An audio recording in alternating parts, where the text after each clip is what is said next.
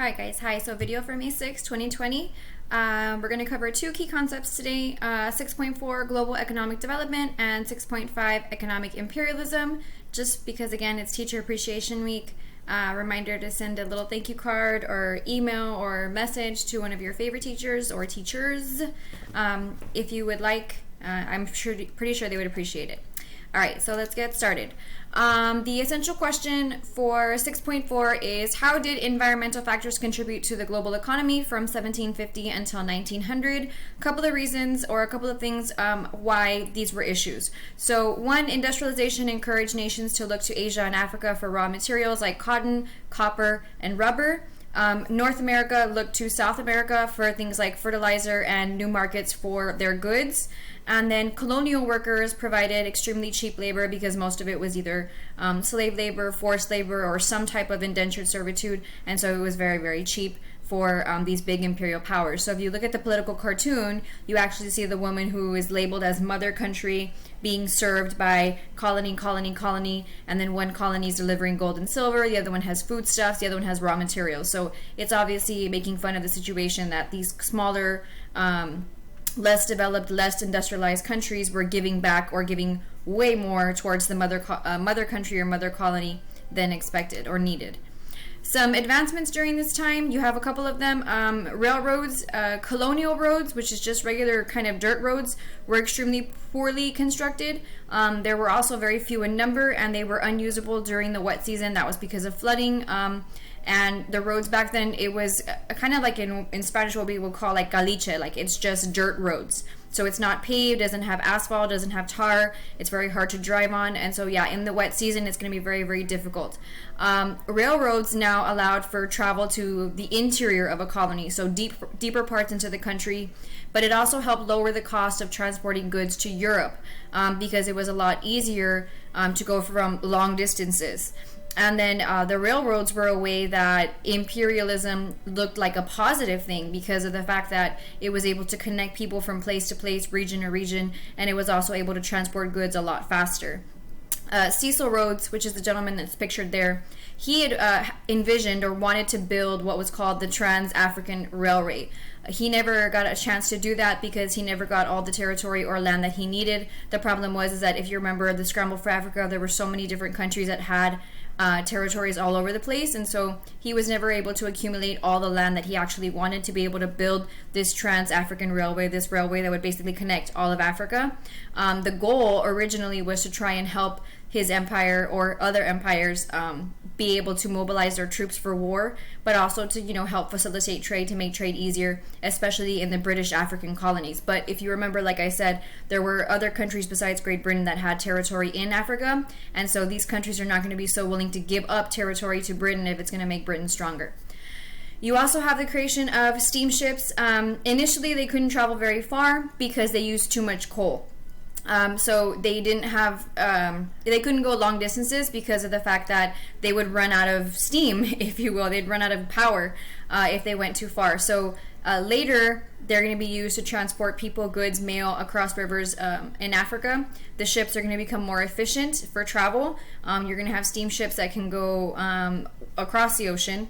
And then refrigeration is also going to make the transport of meat possible, especially across the oceans as well. The telegraph, which is a way for people to communicate, a lot different than the telephone, but the telegraphs, it was created in 1832, and it made communication almost instantaneous. We're so used to having communication readily available to us. We get a text message and boom, and then we're left on read, and then we're like, okay, why is this person not responding? Can you imagine having to wait like 3 months for a letter? Yeah, that's pretty crazy. So these guys that helped us with the communications aspect revolutionized the world if you really think about it, because people and countries are able now to communicate a lot faster, and so the entire world was connected by 1874 through these telegraph lines. Alright, so raw materials. The demand for raw materials that could be processed in factories and shipped away for purchase increased. Goods were usually sent back to the imperial or mother country or colony, and this turned colonies into export colonies. So you send goods back, because then they can sell them for a profit, and then they have to resell them back again to make money. So it's a money-making business. For example, cotton. So Great Britain had originally banned the sale of Indian cotton in 1721. That was because in India they had been in the cotton industry for a very, very long time, and they were very, very good at it. But they were a huge competitor for Great Britain because they could sell it and produce it at a much cheaper rate, and Great Britain didn't want to compete with them. And then when Great Britain took control of India, they basically made it illegal for people in India to produce and manufacture cotton. The only thing they could do or produce was the raw materials, the raw cotton. Then the Indian people would have to send the raw cotton to Britain to be manufactured into textiles, goods, fabrics, whatever, and then they would sell it back to the Indian people for like double, triple the price. So it was a way to exploit them and exploit their resources. Originally, or not originally, but in the beginning, Great Britain exported cotton from the United States, but a little thing called the Civil War got in the middle of that, and it halted cotton production, and so they lost one of their resources for getting those goods. And then they had to look again to Egypt and to India, and it actually benefited these countries in the long run because 93% of the Egyptian revenue came from the sale of cotton. So craziness. Then you have rubber. So in 1839, Charles Goodyear's vulcanization process. Every time I read that word, I think of Star Trek. You guys are probably too young to know that, but I think of Star Trek. The vulcanization process created modern rubber. So vulcanization basically means that it allowed for rubber to become hardened or harder, so for factory use. So it was very important to industrialization. Rubber is, there's a word missing, native to the Amazon and South America region, and the people there couldn't keep up with the demand. They were cutting down the Amazon like crazy because they were trying to produce so much rubber and they just couldn't keep up with it. So eventually Great Britain actually took seeds of these rubber trees to places like Sri Lanka and Singapore to try and build, these big giant forests so they could keep the manufacturing business going or the rubber industry growing. They had to clear hundreds of acres for these rubber trees, which again kind of leads to deforestation. And then you have these guys who are known as rubber barons. They're businessmen, but they're extremely ruthless because their number one goal is to make profit, to make money. So they would force the indigenous people into slavery, and the conditions were extremely brutal. They worked very, very hard, almost to the point of either exhaustion or even death. So very intense. You also have, in terms of raw materials, you have palm oil, which was important because the palm oil kept the factories well lubricated. It also helped make candles. It originated in West Africa, so at one point it became so essential that people even used it as currency. It was so valuable that people used it as money. It would actually become a cash crop. It was farmed by prisoners of tribal wars, and you even have the creation of palm plantations in Malaya and the Dutch East Indies. Then you have ivory. Ivory, which you see on elephant tusks, and you see some pictures there, and you see on those fancy brushes. It was prized for its beauty and for its durability, and really it was more of a luxury good than anything else. People used it on piano keys, pool balls or billiards balls, knife handles, brushes, combs. It became very popular, obviously, on the Ivory Coast. France would eventually set up trading posts for ivory and slaves until ivory poaching eventually became illegal, but that's going to be until way later. You can actually see like giant bushels of, that's a wrong word for it, but big giant elephant tusks. Some elephants, even to this day, they started to change and they stopped growing their tusks because of so much hunting on these animals. To one point they've reached the point of extinction or almost on the endangered list. Then you have the mining of minerals. So depending on the region, it was different. So in Mexico, it was silver. Remember, we talked about the silver mines in Mexico, in Zacatecas. Chile, Rhodesia, the Belgian Congo, that's where we would get copper for the electrical cables and power lines. Bolivia, Nigeria, Malaya, and the Dutch Indies would get tin for food storage. Australia, South America, Africa, West Africa, and Alaska, you would get gold. Then you have diamonds. So diamonds, we go back again to Cecil Rhodes, this guy from Africa.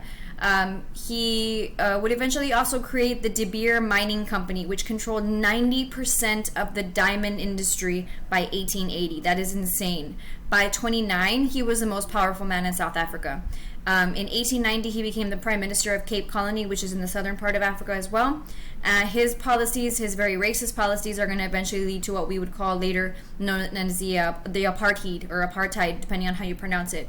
Basically, it's a policy of racial segregation and discrimination in South Africa. All right, so agricultural products. Most African, Southeast Asian, and Latin American economies were agricultural. They depended on sustenance farming. Sustenance basically just means on what you grow to survive. So what meets the needs of the people, and that's pretty much it. However, the demand for cash crops like tea, cotton, and sugar, rubber, and palm oils grow or are grown for commercial value. So those things are worth money and become very, very important, especially to imperialist countries who are trying to make a profit. So Argentina, Brazil, Uruguay are also going to raise cattle to meet the need and the demands for meat in middle-class Europe. These nations that I just mentioned, they're going to stop growing as much food. So what's going to happen is that these big mother countries, the imperial countries, the big giant empires, are going to tell them, we need this land to grow things like tea, cotton, sugar, rubber, palm oils, not food, because that's not important to us. We have food back where we're from, and you need to grow what we tell you. And what's going to happen is that these people are going to eventually they're going to face two issues. One, they're going to have famine, and they're going to have lack of food. And then the other one is going to be that the food is going to become so scarce or so little that the price is going to rise drastically. Peru and Chile, they're going to mine guano, and if you don't know what that is, I'm laughing because every time I see that word, I think of Ace Ventura, Pet Detective. I think it's that one. Guano is it's bird fertilizer, so it's like bird poop or bat poop, but it's extremely rich in its nutrients, and so it's used very, very useful for fertilizer. All right, so some global consequences. Local food production was replaced by cash crops, like I already mentioned. It's going to lead to monoculture, so a lack of agricultural diversity. So if you're growing one crop continuously over and over and over and over and over, we talked about how that's really, really bad because it leads to a couple of things. Soil depletion, crop disease, and pests are going to spread because there is no control of the area. You're growing the same thing over and over. Former colonies are going to struggle to diversify their land and feed their people, and it's going to make them extremely dependent on those more industrialized countries. They're going to have to give their money to these big mother countries again because they need food. They don't have food. Okay, so economic imperialism, 6.5. What economic factors contributed to imperialism in the global economy between 1750 and 1900? Great Britain is going to push India out of the finished textile market. India is only going to create raw cotton to be sold at British factories, with finished goods being sold back to them at inflated prices, which I already talked about. And Great Britain is going to enter into the Chinese market by selling opium. So the political cartoon actually shows a British officer forcing opium down the throat of a Chinese person. Opium, in case you didn't know it, it is a very, very powerful drug. It is illegal. It is used to create some very powerful and extremely dangerous and deadly narcotics. So it's a very, very bad thing. Okay. The rise of economic imperialism, the background. So we already know that the Industrial Revolution created a need for raw goods, raw materials. Technology like steamships, railroads, and military weapons are going to allow these industrialized nations to control other territories because they are stronger and they are more powerful. So that leads to economic imperialism. That is where foreign business interests have economic power or influence over the natural resources beyond their border. So big countries control small countries. Why? Big countries can defend themselves and use weapons. Little countries don't have those resources. So they're going to exploit the people from these small countries. They're going to use them. That's what the word exploit means. They're going to steal their raw materials and their minerals. So they become export economies. They're going to continue to take stuff from them. So they're going to produce goods that are not for sale at home. Instead, they're to be sent to colonial powers and then sold for profit. Again, the focus is on cash crops and raw materials. You're going to have also economic imperialism pop up in which one country tries to literally put itself in another position of power. So, for example, American sugar planters wanted more territory, and they sent businessmen to Hawaii in 1892 hoping to actually overthrow the monarchy of Hawaii.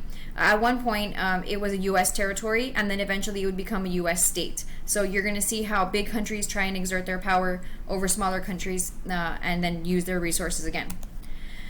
Economic imperialism in Asia. So some background. In 1588, the Spanish Armada was defeated by the English. That goes way back to Queen Elizabeth I and Philip II of Spain. He was embarrassed, super embarrassed, so much that he even stepped down from the throne and he left Spain bankrupt. That's another story. We already talked about that.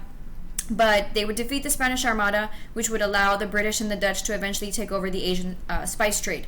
from the Spanish and the Portuguese. So in India, in the 1600s, you have the rise of the British East India Company, and they were taking part largely in the spice trade. They would run into competition with the Dutch. They would eventually abandon the spice trade to focus on cotton and silk because those two products became more economically beneficial to them. By the late 1700s, they dominated the global textile trade.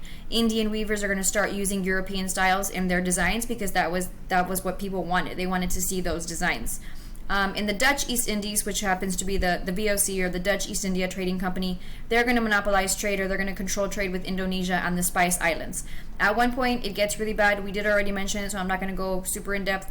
The VOC becomes so corrupt that the government is actually going to have to step in, take over, and take control of the region of itself. The negative thing is that when the Dutch government does this, the Dutch government creates what's called a culture system. What they did is that they forced farmers to set aside 1/3 of the land for cash crop farming, or you had a choice. You could work 66 days in the field for free, which is like forced labor. So this is your choice. Choice A, choice B. You either give me 1/3 of your land and you have to grow what I tell you to grow, or you work for me for 66 days, no pay. So it was kind of like, do I pick bad or bad? You really didn't have a choice. Economic imperialism in China. Some background: Chinese goods like silk, tea, and porcelain were high in demand in Great Britain, but China did not import finished goods from Great Britain. What does this mean? China didn't need anything from Great Britain. They didn't. They had been closed off for so long. They had been isolated for so long. They were self-sufficient. And so when the British were trying to offer them stuff, the Chinese were like, yeah, no thanks, we don't need that.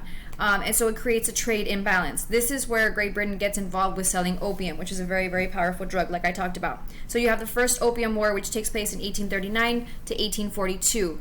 China, it becomes such a problem that China is actually going to criminalize or make it illegal in 1729, which obviously Great Britain gets upset because they're selling drugs and they don't want it to be criminalized.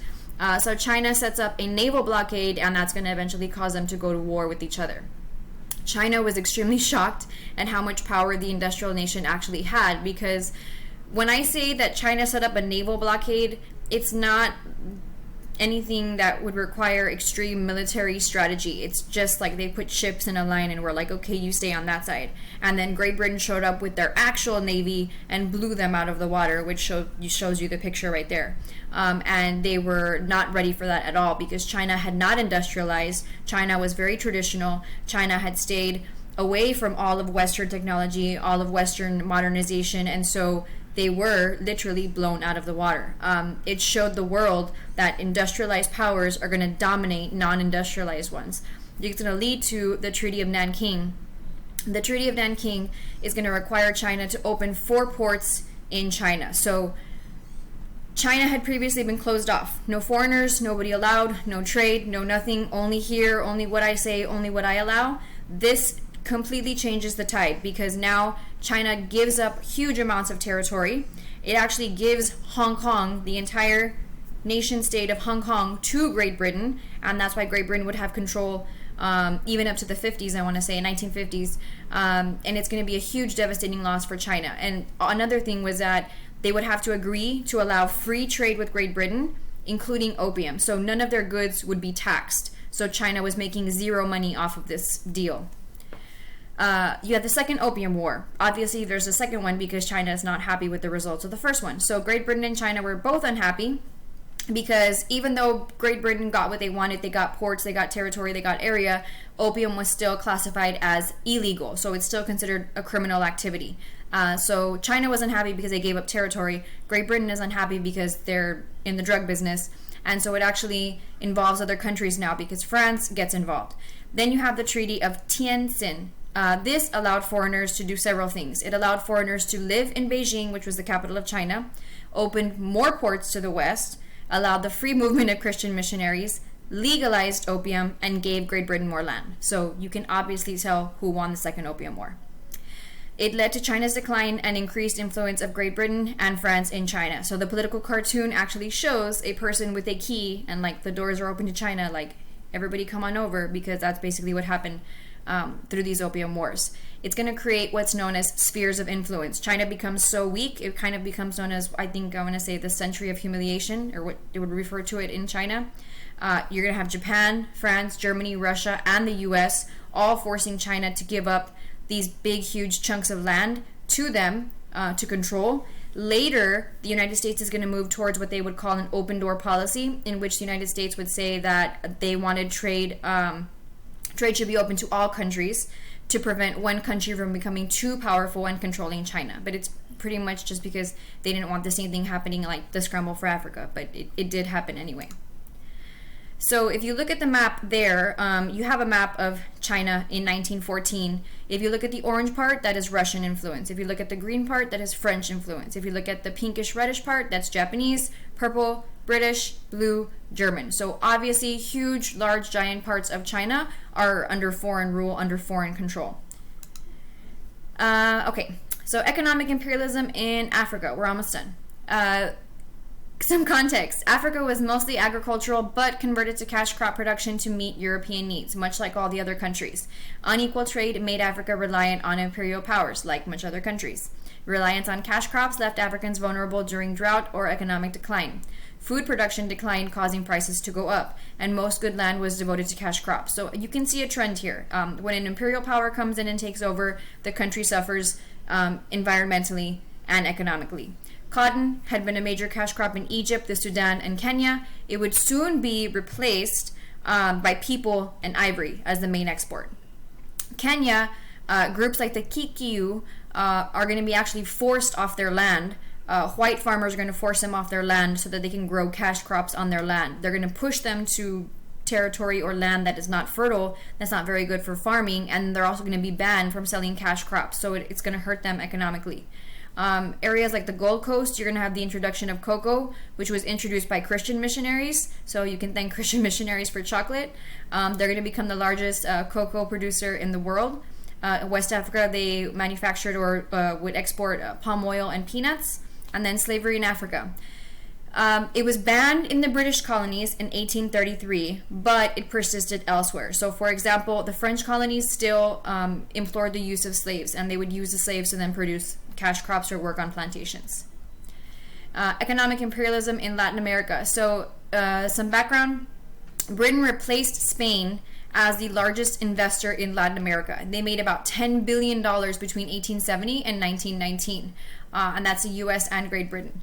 The United States, during the Second Industrial Revolution, made the United States extremely, extremely rich because corporate investments focused their money in places like Mexico and Cuba because the labor was cheaper. They didn't have to pay the people the same rates as they would if they had made businesses here. So they would build factories over there, maquilas or maquiladoras, and then they would bring the goods back over here. So it also helps support the railroads. It helps support the infrastructure. Again, they would mine guano for fertilizer. They raise cattle for meat.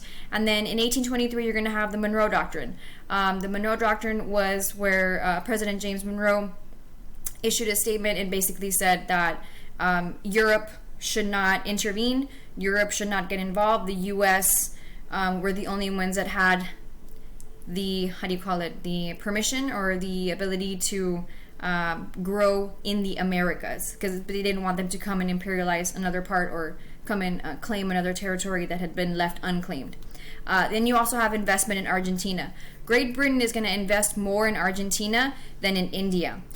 Argentina was like a playground for the rich. In other places, in other South American countries, you're going to see a lot of people being exploited and used, or the people and the places being used for their resources. Argentina was like the vacation spot.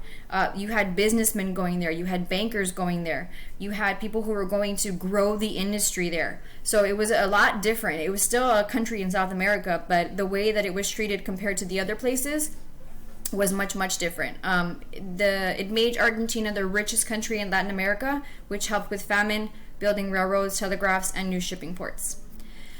More on Latin America. So you have mining in Chile. Agricultural exports and the mining of copper made Chile completely dependent on its trade and relationships with Spain. That is because they're exporting so much that they don't have enough land to feed the people.